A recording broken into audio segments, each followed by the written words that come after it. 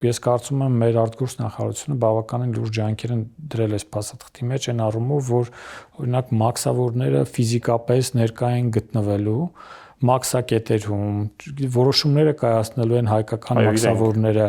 մի 6 անգամ տարբեր ձևակերպումներով տարածքային ամբողջականության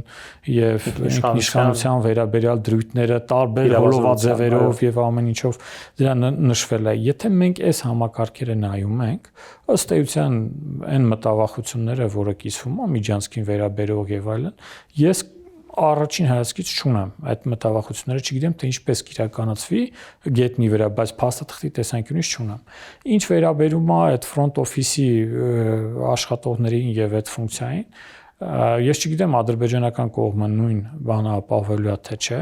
բայց եկեք ընդունենք, որ այդ front office-ը աշխատելու է ոչ միայն ադրբեջանցիների համար, ասեմ այդ ադրբեջանական բեռների փոխադրումը, այսինքն Նախիջևանի եւ Ադրբեջանի միջեւ շատ ավելի փոքր են լինելու, քան թե բեռները, որոնք վերաբերելու են նույն ղազախական, նույն ուզբեկական եւ չինական ինչու՞ չէ այդ բեռնափոխադրումների մասին եւ նաեւ հակառակ ուղղության հոսքերն էլ եկեք չթերագնահատենք եւ այդ հոսքերը կան մարդիկ հաշվարկել են գնահատել են